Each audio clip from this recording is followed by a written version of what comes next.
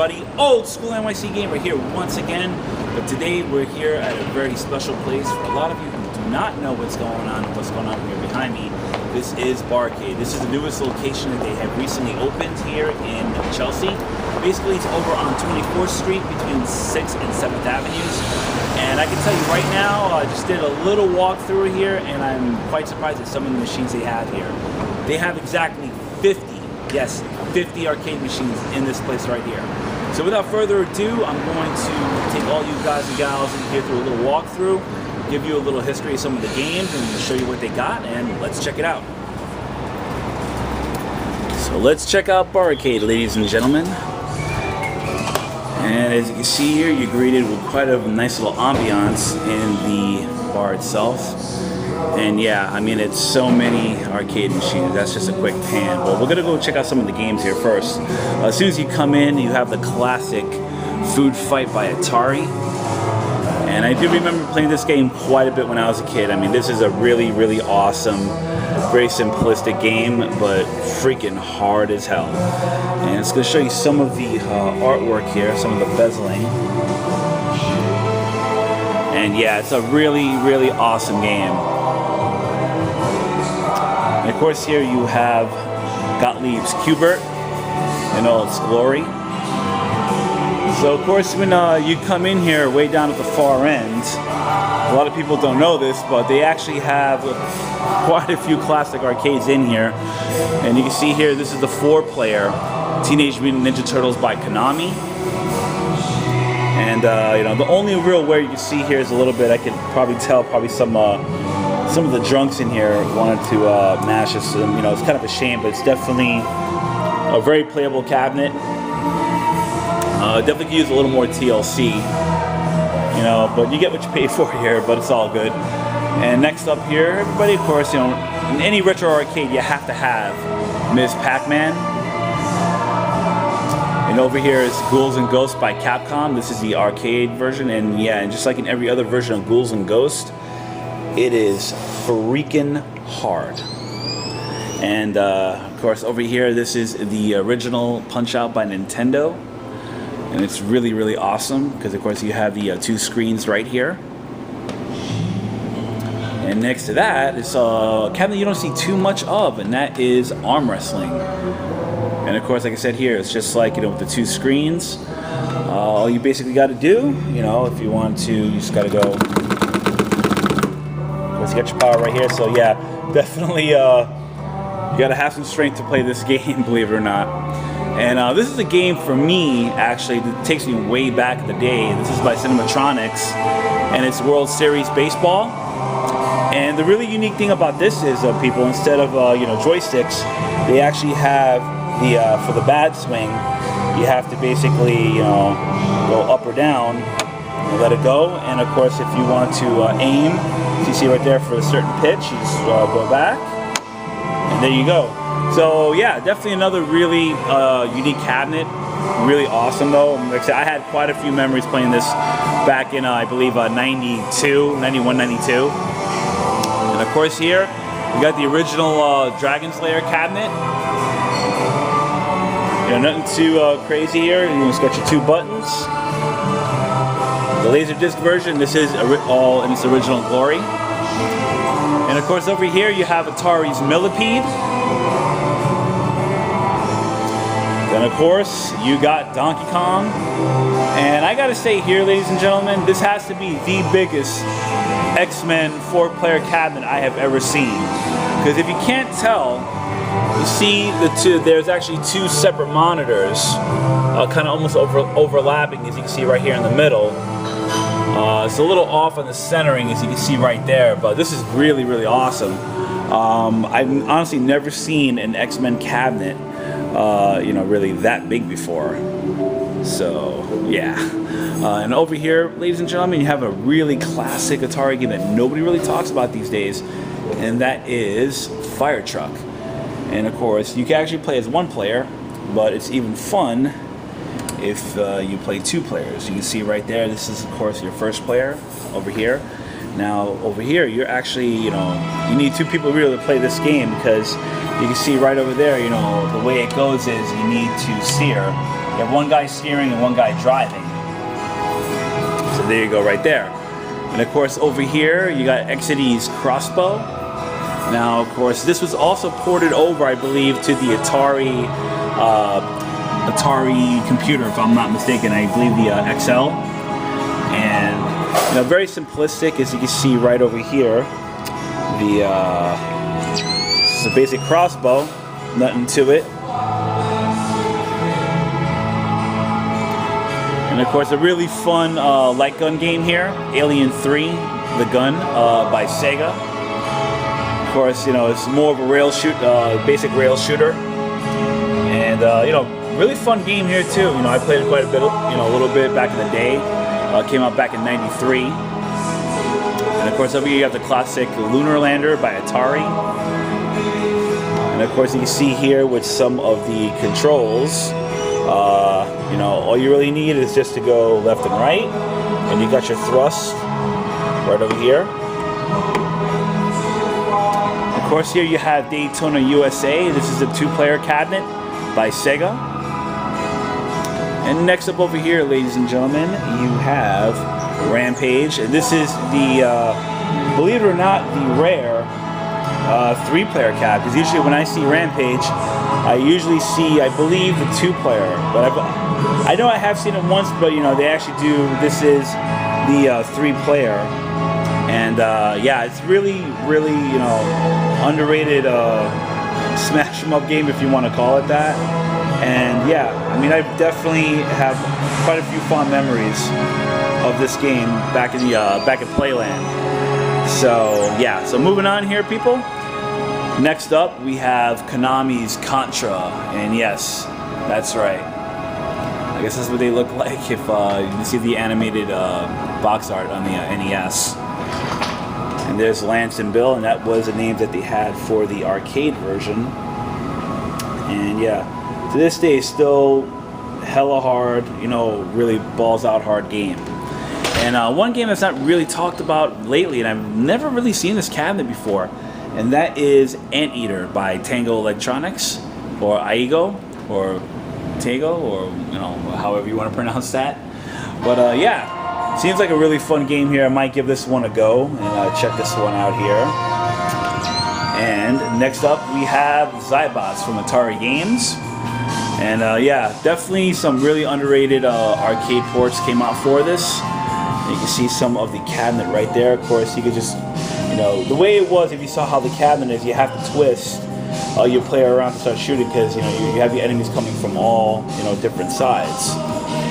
And of course, ladies and gentlemen, Sega did actually put out Pitfall 2: The Lost Caverns. Now you can see here, you know, it's the basic premise of Pitfall from Atari Games. And yeah, it's really, really awesome. You know, not a lot of people talk about this game, but you know, it's definitely a very fun one at that. And this is something I think I haven't seen in over 15 years, everybody. And I'm really, really shocked to see it. And if you can't tell already, I'll show you. It's Hologram. Yeah, Hologram, everybody. Not necessarily a very well talked about game, but definitely very, very unique within itself.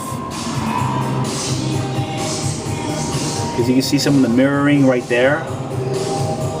Just showing you a little more in depth of how this game is. Definitely a very weird game, but very, very cool. And one here, ladies and gentlemen, I thought I would never see either, and that is Disc of Tron. Now, this is not just Disc of Tron, this is the sit-down version of Disc of Tron. I'm going to kind of pan back here a little bit so you can see. To show you, I'm going to actually take a seat in here. Show you that it's you know, a very high seat, but you could actually kind of sit back, and there you go. Show you some of the controls, and then of course how some of the game is right here. And it's even mirrored too, which is really, really weird. You got some little mirrors over here. And next up here, ladies and gentlemen, you have Asteroids Deluxe from Atari. Really cool how they put that overlay the mirrored overlay, because of course the monitor is actually, you know, down there, where it's just kind of projected up, kind of a reverse mirror image. And of course in Asteroids, you have your basic, you know, no joysticks, you just have your buttons. And of course, one of the underrated shooters of the day, and that is Smash TV. Came out in 1990 by Williams. Definitely a fun freaking game, ladies and gentlemen. Absolutely nobody talks about this, and I definitely do love playing this game. And now one other game here, now a lot of people talk about from Taito, and that is Crazy Climber. And as it says, people, the way this works is you're just gonna have to use these two joysticks right here, kind of like I said, kind of a Robotron 2084, but this came out way before that. This came out in 81. And Puyan, as you can see right here, from stern. And we're just gonna go over to the other side, ladies and gentlemen, and you see the original Universal's Mr. Do, and show you some of the cabinet itself right there. And of course here, my favorite game, ladies and gentlemen, and you already saw it, and that is Narc. Definitely an awesome, awesome game. There's not really that much to say about it unless you haven't played it. Very ultra-violent game, very fun. And next off here, ladies and gentlemen, you have Space Harrier with the original, let's see, got the original joystick, kind of controller, flight stick if you want to call it that. Show you some of the really awesome artwork right here. And of course you have Tetris from Atari Games. Not really too much to say about that. And of course next over here you got Frogger. And one game that a lot of people don't really talk about, I'm surprised they actually have this, and that is Section Z from Capcom. And yeah, people, definitely one game I do remember playing this quite a bit. And this came out in '85 by Capcom. So, you know, not really much to say about that. But next off here, everybody, you have Sega's Altered Beast. And of course, over here from yet another Atari Games, this is Cyberball 2072. So of course, if you play Cyberball, you already know exactly what I'm talking about. And one game here that is very, very unique and rare in a lot of arcades, and that is Escape from the Planet of the Robot Monsters. And yeah, definitely a fun freaking game, people.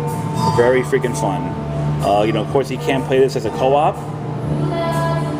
And right now, they're not working at the moment is Tapper, but they will get that up and running very, very soon. And we're gonna come over here, and by Williams, you have Joust. Very awesome game. Not too much to say about that. And of course, over here, people, one other game I never really heard about that much from Bally, and that is Night Stalker. Yes, Night Stalker. Now, what's unique about this is not only do you have the steering wheel, but you also have a gun, so you can actually, you know, drive and shoot at the same time. Go figure. And of course, no arcade would be complete without Taito's Double Dragon, as you see right there. And one of my favorites, and I love, love, love this game from Atari Games, and it is Indiana Jones and the Temple of Doom. And of course, you got Galaga 3 actually here, if I'm not mistaken. This is a little unique. Let me check it. I guess you know, they put the Galaga cabinet, but they put Galaga 3 in here. And of course, over here you have one of the original Space Invader cabinets, which is really awesome. They don't really talk about this that much, to be quite honest with you. Yeah, it's really awesome. You can see, like, you know, how small this cabinet is. I mean, very small. But this is the one that I played, and even though this came out in '81, yeah, this is, like I said, one of those underrated games, people. And over here you got the NBA Jam Tournament Edition. Got all 4 players right there. And speaking of 4-player cabinets, of course I had to see some of the best for last. And you got The Simpsons by Konami. And of course you can play as Marge, Homer, Bart, and Lisa. And let me see here. The next 3 games here, of course, one of the few in New York City to have this cabinet, and that is the Star Wars Arcade. And of course, this is not the sit-down version as they have over in the Barcade over in Jersey City, but you know, it does have the yoke. The original, you definitely still feel like you're in the X-Wing. Now, this is one they are going to fix very soon, and that is the Empire Strikes Back Star Wars. Unfortunately, like I said, right now it's not working, but they hopefully will be getting it working very soon. Now, of course, the third game that a lot of people do not talk about from Atari Games, and that is Star Wars Return of the Jedi. Now, and I know how they want to do the isometric view. They wanted to do something a little different with this. So they, you know, even though you can see right here, they're all basically the same controls. But like I said, they wanted to take the isometric view, you know, and they kind of wanted to do something a little different with it. And last but not least, people, from GDI, it is Slither. Now, of course, you're wondering, you know, what's this game about? Now, think the Wild West version of Centipede. And, of course, this was one of the only systems this was ported for was a ColecoVision, if I'm not mistaken. So, yeah, I mean, it's really, like I said, one of those games that is not really talked about a lot, but it's a really, really awesome, you know, arcade game. So yeah, people, that's about it. You know, let's take one little more walk through here, and of course, if you want to be one of those guys or gals that wants to come in here and beat the score, you can see the high score list right up here. So if you think you got what it takes, definitely check it out. And like I said, people, you know, if you're over in Chelsea, here in New York City, or in Manhattan specifically, you want to check out Barcade. It's on 24th Street between 6th and 7th Avenue. I will leave all the information down at the bottom. They have Facebook, Twitter, and all that stuff. And yeah, that's about it, people. So once again, thank you everybody for watching. If you have any questions or comments, feel free to leave them down at the bottom. And that's about it. Have a good one, everybody. And like I said, you know, this is one place you definitely got to check out. And as always, check me out on Facebook, Twitter, and DailyMotion. And that's about it. Have a good one, everybody, and take care. Cheers.